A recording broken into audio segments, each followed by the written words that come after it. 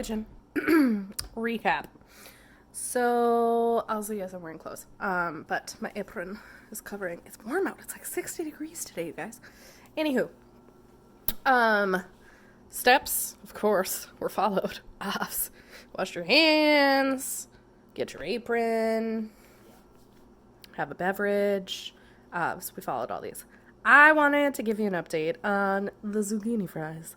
They were actually pretty tasty, but the process of making them I disagree with. So since that was a test run, today I tried something different. I obviously still coated them in egg. I did not add heavy cream this time. I decided to just use the egg.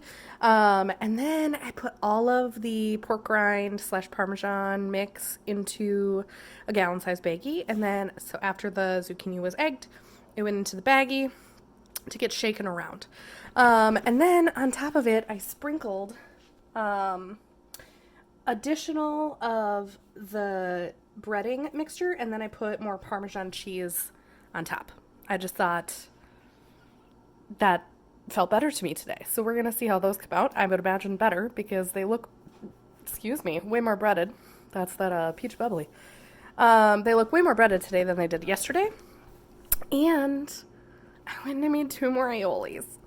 So last night you watched me make 2 nights ago I should say, you watched me make the garlic aioli, roasted, with some oil. I did a little bit of garlic powder in there too, just to enhance some of that flavor. It sat overnight, tastes way better today. I then made a pesto aioli today. Y'all, aioli is just a fancy word for flavored mayo, okay? So it's mayo and then a little bit of pesto. It's about 1/3. Whatever you're flavoring with is 1/3 of the amount of mayo that you're using. So in this case, it was probably about, I don't know, 1/3 cup maybe of mayo. And then I did 1/3 of that in pesto. And then I made a Dijon aioli. This is just Dijon mustard and mayonnaise. And then I threw a little bit of erythritol in there because the Dijon just had such a kick. That I really thought I needed to sweeten it up a little bit. So now I have 3 different dipping sauces for my fries. I'm so excited. And I think I'm just going to make pork chops and then dip them tomorrow. So tomorrow meaning today, because I'm trying to pre-record this. Whatever, you get it. Aioli, tasty goodness, yeah. Well, my burger and my zucchini fries were delicious. Don't mind the loud noise, just Lee on the 4-wheeler. One moment. Perfect timing.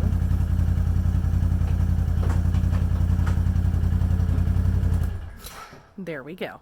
Yeah, burger, fries, delish. Definitely hoping to do that again. And tonight, we're actually going to reheat some zucchini fries in the air fryer. We'll see how that goes because I've only air fried like twice, so you'll get to see all about that. But for right now, there's still sunshine and we're supposed to have rain tonight, so I'm gonna soak that in. I'm gonna soak it in good.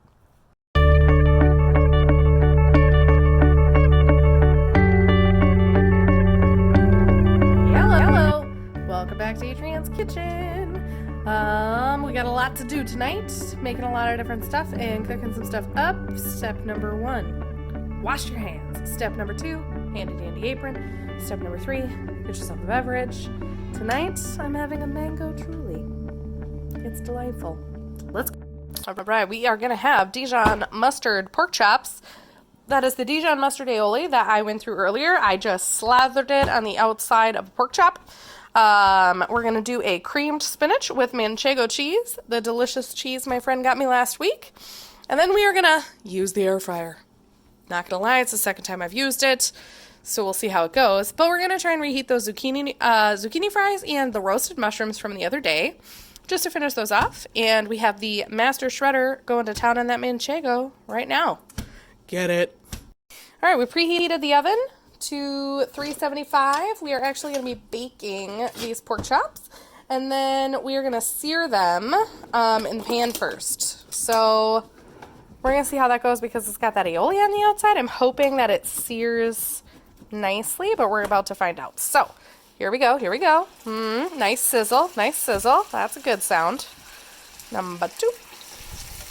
I had to come up with this recipe off of a compilation of different pork chop recipes because apparently there's like 700 million different ways to make pork chops, according to Pinterest and the internet.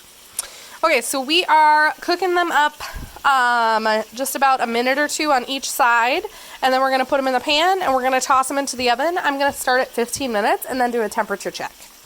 While the pork chops are getting all baked up in the oven, I am doing the work for the spinach. So first it says to boil the spinach for about 30 seconds, strain it, then put it in a bowl of ice water. We also figured out how to preheat the air fryer. Successful night so far. Spinach is iced. Now we are melting the butter. We are gonna melt up, it's about 2 tablespoons of butter, and then we're gonna throw in the onion. Technically, I think it should be chopped a little bit finer than this, but I don't care. I like onion and butter, and onion, butter, and spinach sounds great too. So those pieces of onion are gonna go in, and then some garlic, and then we're gonna cream it up. In a surprise twist, 15 minutes was all the pork chops needed to reach 140 degrees. We then cover them with tin foil on a plate, so that way they can continue cooking up to 145 degrees. Yes, I bought a lot of coffee. I like coffee, and I have coffee every day, and I needed that much because it was free shipping. Don't judge me. We've got the mushrooms and the zucchini fries in. So that's a success so far, and here we go. Okay, we got the garlic in. Look at how great those onions are. Just threw the garlic in. You're supposed to cook it until fragrant, approximately 1 minute. And then we're going to lower it down a smidge just so that way it can end up simmering, because we are going to add heavy cream cheese, and it calls for milk, but I don't have milk because I don't drink milk. I drink cashew milk, but I'm not putting cashew milk in my cream spinach, so I'm just going to do a little bit more heavy cream than I would usually. Just waiting on the cheese to melt. It's just like the chicken. Don't look at it. The longer you look at it, the longer it's going to take. Look away. Also got that air fryer going. It was rather simple. I don't know why I've been so afraid of it for so long. Oh well. Okay, so now that we have it simmered and that cream cheese is melted, I'd say it's pretty much melted at this point, we are going to add all that manchego and the spinach minus the water with some salt, pepper, and a dash of cayenne. I forgot the most important part about the spinach. You have to make sure that you wring it out.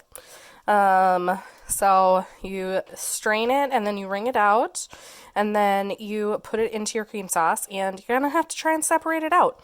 I also added that manchego, so we're melting that in, and we did put the pork chops back in for a moment, took them back out, so we're basically ready for dinner. I would say if you think that you have enough spinach, you don't. So we're going to have a lot of cheese, it looks like, not a lot of spinach, but hey, I love cheese. Just like that, it's time for dinner. What do you think? 10 out of 10, best meal I've ever had.